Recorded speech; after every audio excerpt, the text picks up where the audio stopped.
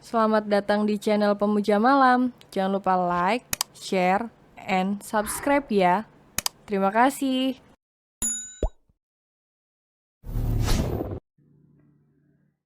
Chapter 6 Morning Sickness.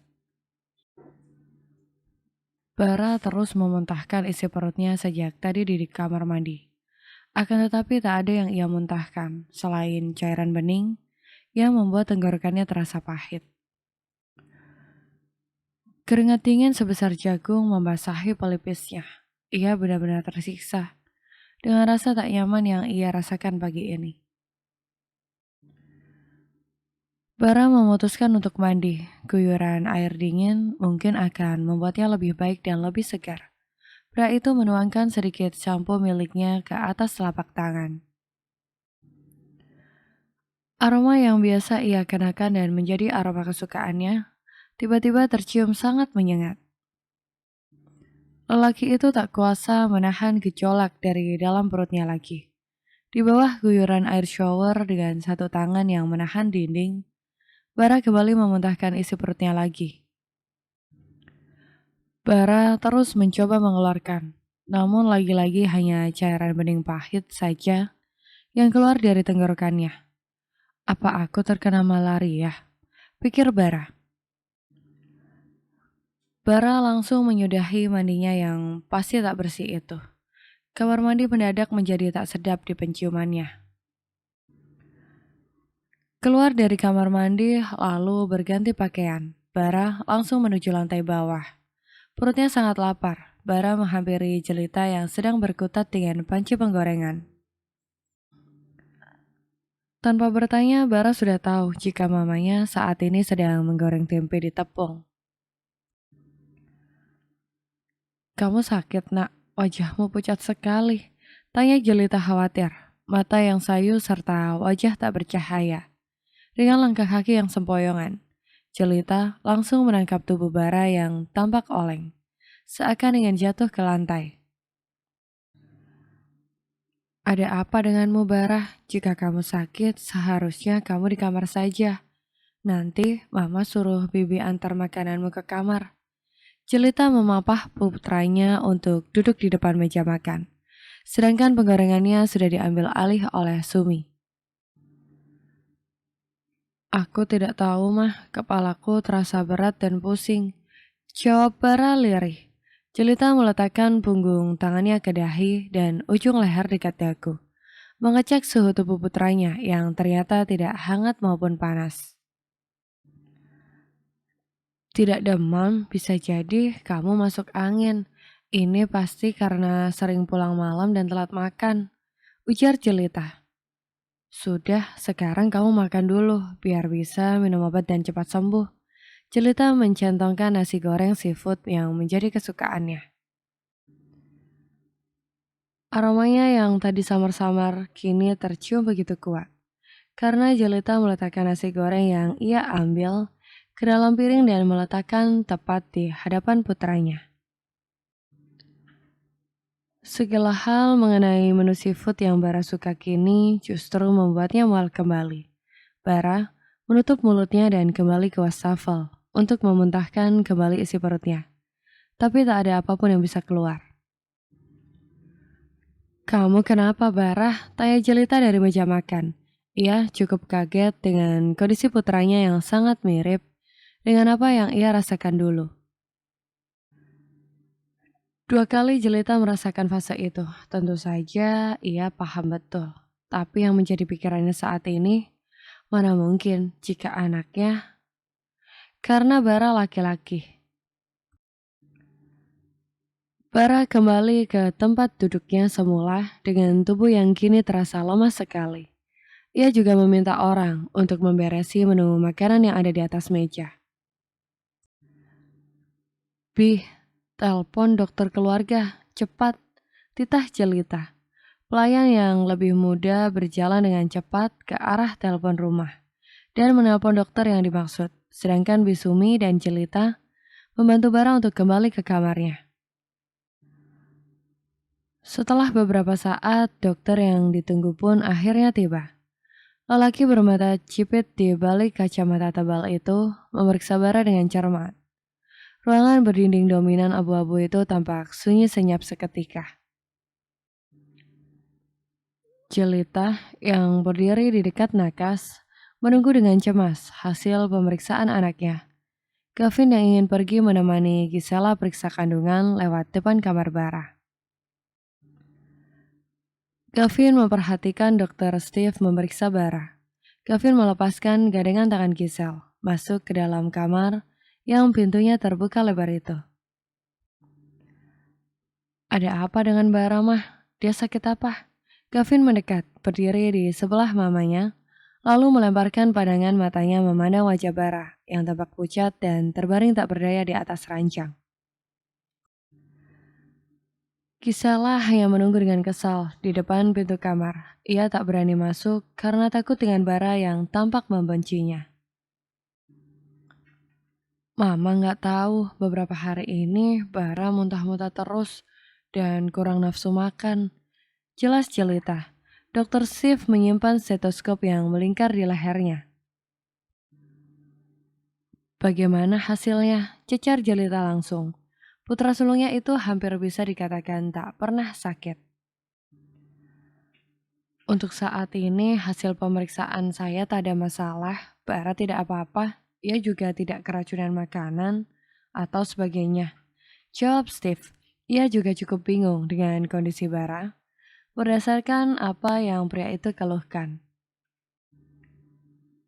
Kalau dia baik-baik saja, kenapa setiap mencium makanan dia menjadi mual dan muntah?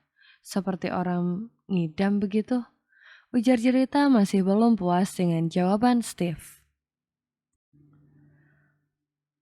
Memang Bara tidak apa-apa nyonya, tapi untuk memastikan lebih akurat lagi, Anda bisa membawa Bara ke rumah sakit dan melakukan serangkaian pemeriksaan laboratorium jika merasa tidak yakin. Tapi menurut saya dia tidak apa-apa, Nyonya. Apa kamu yakin? Tanya Jelita kembali, seraya memicingkan mata. Steve mengangguk mantap. Ia termasuk dokter terbagus di kota itu. Sebagai lulusan terbaik universitas luar negeri. Steve tentu sangat yakin jika dirinya tak salah mendiagnosa penyakit pasiennya saat ini. Jelita terdiam sejenak. Ia tiba-tiba teringat akan sesuatu. Kejadian masa lalu yang sama persis dengan apa yang Bara alami saat ini. Mama ingat dulu saat mama mengandung kamu, papamu juga mengalami hal ini. Ia merasakan pusing dan mual akan makanan dan bau-bau tertentu. Ia mengalami hal yang sama seperti yang mama rasakan, morning sickness. Apa kamu menghamili seorang wanita, Bara? Jantung Bara berdegup dengan kencang. Matanya melebar, seakan tak percaya dengan apa yang mamanya katakan. Bagaimana mama bisa menyimpulkan hal itu? Itu hanya mitos saja yang mengatakan jika seorang wanita hamil, maka pasangannya juga akan merasakan gejala ngidam yang sama seperti orang hamil. Timbal Gavin membuka suara. Buktinya papamu dulu, debat Jelita masih kekeh dengan argumennya. Masalahnya, Bara itu gak punya kekasih, jangankan calon istri. Teman wanita saja dia gak punya. Hidupnya terlalu monoton dengan lembaran-lembaran kertas serta kasus-kasus yang ia tangani. Jadi tidak mungkin, balas Gavin. Ibu dan anak itu mulai beradu argumen, dan perdebatan kecil pun terjadi. Dr. Steve hanya melongo melihat ibu dan anak itu berdebat. Bagi anak kecil yang mempermasalahkan permen siapa yang lebih besar. Sedangkan Bara menarik tubuhnya untuk bersandar di senderan ranjang. Tangannya menggenggam selimut dengan erat. Pikirannya kini melayang memikirkan sesuatu hal. Apa Alice hamil? Tapi jika memang dia hamil, kenapa dia tidak menemuiku untuk meminta tanggung jawabku? Batin Bara bertanya, hanya ada satu wanita yang ia sentuh, dan itu adalah mantan adik iparnya sendiri. Esok harinya, saat kondisi Bara lebih baik, Lelaki itu pergi ke rumah orang tua Alice. Mobil hitamnya kini memasuki gerbang yang terbingkai tembok tinggi bagai benteng pertahanan. Mobilnya terparkir di depan sebuah halaman. Sekitarnya terdapat taman bunga yang terawat dengan rapi. Bunga-bunga pun banyak tumbuh mekar di sana. Di salah satu sisi rumah, terdapat petakan tanah yang dipenuhi dengan berbagai tanaman mawar. Dan mawar merah pekat yang sedang bermekah itu mencuri perhatiannya. Ciri khas dia sekali, gumam Bara. Ia tersenyum simpul, mengingat bagaimana wanita itu berkutat dengan kebun bunganya. Langkah kaki Bara masuk ke dalam rumah yang cukup besar, namun tak sebesar rumah keluarga Apsara. Seorang pelayan membuka pintu setelah memberitahukan maksud dan tujuannya. Pelayan itu mempersilahkan ia masuk. Pelayan mengatakan akan memanggil tuan dan nyonya keluarga Kiona. Ini kedua kalinya lelaki tinggi itu datang ke rumah ini. Yang pertama saat ia mengantar Gavin di acara pertunangan mereka di rumah ini. Sembari menunggu Bara memperhatikan hiasan dinding hingga pandangan matanya terpaku pada sebuah foto besar yang tergantung itu. Foto keluarga lengkap di mana tampak Alice berdiri berdampingan dengan adik lelakinya di belakang kursi ayahnya yang duduk bersebelahan dengan ibunya. Selamat siang Tuan Muda Apsara, sapa Tuan Robert dan duduk di hadapan Bara dengan santai. Ia menemui pria itu dengan wajah datar. Tak ada senyum walau suaranya terdengar ramah. Bara sadar, lelaki tua itu pasti masih menyimpan rasa sakit hati pada keluarganya atas sikap dan tindakan yang telah dilakukan Gavin pada puterinya. Apa yang Bara harapkan diizinkan masuk dan tidak diusir saja sudah sebuah anugerah untuknya. Orang tua mana yang masih mau beramah tamah dengan keluarga yang sudah menyakiti anaknya? Tidak mungkin ada. Aku tak punya waktu banyak, katakan apa maksud dan kedatanganmu ke sini, ujar Robert. Sepertinya Anda sedang terburu-buru, Pak. Baiklah, kalau begitu saya tidak akan mengganggu waktu Anda. Saya datang ke sini ingin bertemu Alice. Ada hal yang ingin saya bicarakan padanya. Apa dia ada? Bara menyampaikan maksud kedatangannya. Robert memicingkan mata menatap Bara. Untuk apa lagi kalian mencari putriku? Putriku tak ada lagi hubungannya dengan keluarga kalian. Jadi pergilah. Bara menyembunyikan ekspresi kecewanya. Padahal ia sudah mempersiapkan waktu untuk hanya sekedar datang ke rumah ini. Ia tak ingin pergi sebelum berbicara dengan wanita itu dan memastikan satu hal. Saya ingin membicarakan hal yang sangat penting dan hanya bisa saya bicarakan empat mata saja dengannya. Jadi saya harap Anda sudi mengizinkan saya bertemu dengan Alice sekarang, Tuan Robert. Bara mengabaikan ucapan Robert sebelumnya. Ia tetap pada keinginannya. Robert tersenyum tipis. Air minum yang sedari tadi terhidang oleh pelayan sama sekali belum tersentuh oleh keduanya. Suasana di antara mereka mulai terasa tegang. Aku tak tahu sepenting apa hal penting yang kamu bicarakan itu, Tuan Pengacara. Tetapi maafkan saya, tapi sepertinya kedatangan Anda ke rumah ini sia-sia saja. Karena Alice sudah tidak ada lagi di rumah ini. Pergi. Bara tersentak kaget mendengarnya. Pergi kemana? Saya tidak tahu dan saya rasa pun kamu juga tak perlu tahu. Jangan cari putriku, biarkan dia hidup tenang dan mengobati luka di hatinya. Akibat perlakuan adikmu yang bajingan itu. Marah Robert. Saya selaku pihak keluarga dari Gavin memohon maaf atas tindakan Gavin pada Alice. Kami sekeluarga tidak berharap perceraian di antara mereka terjadi, kata Bara. Robert menghujamkan tatapan tepat pada kedua bola mata Bara. Bara dapat melihat binar kecewa di mata pria berumur itu. Perasaan sedih seorang ayah yang Bara maklumi. Sebagai seorang ayah, aku benar-benar kecewa. Tolong sampaikan pada adikmu itu. Sekarang dia boleh berbahagia dan mencampakkan putriku begitu saja. Setelah apa yang terjadi padanya saat ini. Meninggalkan dia di saat dia sedang Robert langsung menghentikan ucapannya. Ia menahan deru emosi yang membuncah di dada. Hampir ia keceplosan akan sesuatu hal yang tak boleh ia katakan. Sedang apa? Tanya Bara curiga. Robert diam sejenak. Melihat tatapan menyelidik Bara membuat Robert memutar otak cepat, mencari jawaban yang pas. Menangisi penderitaannya. Iya, ia sedang terpuruk menangisi penderitaannya. Tetapi aku yakin akan ada waktu di mana lelaki brengsek itu menyesal karena telah meninggalkan putriku. Menyesal karena telah menyanyiakan wanita tulis seperti dirinya.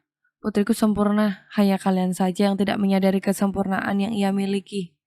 Geram Robert. Raut wajahnya yang datar kini berubah keruh dan tak sedap dipandang.